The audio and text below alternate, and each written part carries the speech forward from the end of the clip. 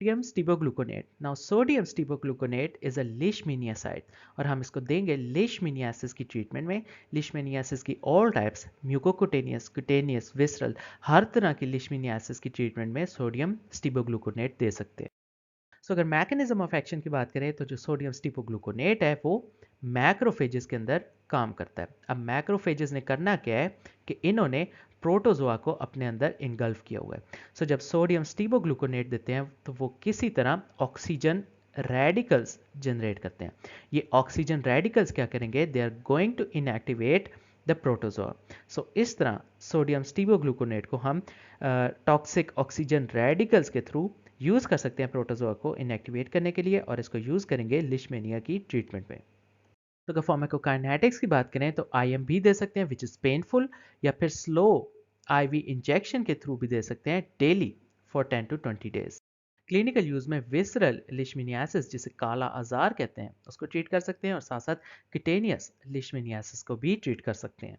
Toxicity या side effects में GI disturbances, ECG changes, headache, coughing, arthralgia and myalgia.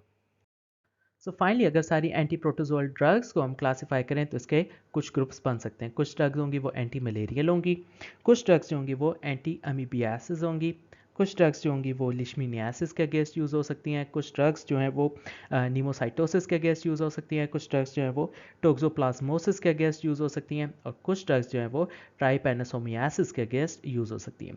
सो अगर सबसे पहले एंटी मलेरियल्स की बात करें तो मलेरियल्स में जो पहला ग्रुप है वो होगा टिश्यू स्किट्सियोंटोसाइट, जिसमें प्राइमाक्विन आएगी।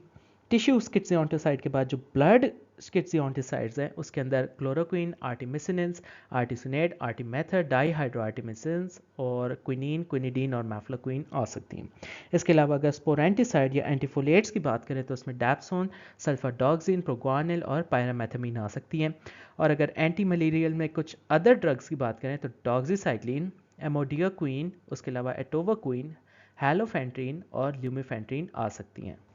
एंटी मलेरियल्स के बाद अगर अमीबियासिस के अगेंस्ट यूज़ होने वाली ड्रग्स की बात करें तो अमीबियासिस में जो पहला ग्रुप है वो टिश्यू अमीबियोसाइड्स आ सकती है, जिसमें क्लोरोक्विन, एमेटिन, मेट्रोनाइडाजोल और टिनिडाजोल आ सकती हैं।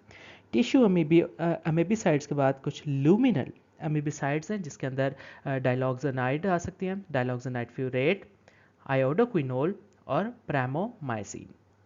इसके बाद अगर लीशमीनियासिस के अगेंस्ट यूज़ होने वाली ड्रग्स की बात करें तो लीशमीनियासिस में हम देख सकते हैं कुछ ड्रग्स हैं वो ऑल टाइप्स ऑफ लीशमीनियासिस के अगेंस्ट यूज़ हो सकती हैं। कुछ ड्रग्स हैं जो सिर्फ क्यूटेनियस लीशमीनियासिस के अगेंस्ट यूज़ हो सकती हैं, कुछ ड्रग्स जो है वो म्यूकोक्यूटेनियस लीशमीनियासिस के अगेंस्ट यूज़ होंगी, और कुछ ड्रग्स जो है वो विसरल लीशमीनियासिस के अगेंस्ट यूज़ होंगी। सो अगर लीशमीनियासिस में ऑल टाइप्स ऑफ लीशमीनियासिस के अगेंस्ट यूज़ होने वाली ड्रग की बात करें दिस इज सोडियम स्टीबोग्लूकोनेट। उसके अलावा अगर हम क्यूटेनियस लिशमीनियासिस के अगेंस्ट यूज़ होने वाली ड्रग्स की बात करें तो उसमें फ्लुकोनाजोल और मेट्रोनाइडाजोल आ सकती हैं। इसके बाद अगर म्यूकोक्यूटेनियस लिशमीनियासिस में यूज़ होने वाली ड्रग की बात करें तो एम्फोटेरिसिन बी, और अगर विसरल लिशमीनियासिस के अगेंस्ट यूज़ होने वाली ड्रग्स की बात करें तो उसमें पेंटामिडीन आ सकती है, प्रोमोमाइसिन और मेल्टिफोसिन आ सकती हैं। इसके अलावा अगर न्यूमोसाइटोसिस के अगेंस्ट यूज़ होने वाली ड्रग्स की बात करें तो उसमें कॉट्रीमॉक्साजोल आ सकती है। Now this cotrimoxazole is a combination of trimethoprim and sulfamethoxazole. उसके अलावा पेंटिमिडीन आ सकती है, एटोवाक्विन आ सकती है, TMP which is trimethoprim and dapsone, उसके अलावा प्राइमाक्विन एंड क्लिंडामाइसिन, और इसके अलावा ट्राइमीट्रेक्जेड एंड ल्यूकोवोरिन। इसके बाद अगर टोक्सो प्लाज्मोसिस के अगेंस्ट यूज़ होने वाली ड्रग्स की बात करें तो उसमें सल्फासॉक्साजोल, पायरामेथामीन आ सकती हैं, क्लिंडामाइसिन एंड फोलेनिक एसिड का कॉम्बिनेशन आ सकता है, टीएमपी विच इज़ ट्राइमेथोप्रेम और सल्फामिथोक्साजोल का कॉम्बिनेशन आ सकता है। इसके बाद अगर ट्राइपेनो सोमियासिस के अगेंस्ट यूज़ होने वाली ड्रग्स की बात करें तो उसमें आ सकती है पेंटामिडीन, मिलारसोप्रोल, नाइफ्यूटिमॉक्स, सुरामिन एंड इफ्लोरनिथिन।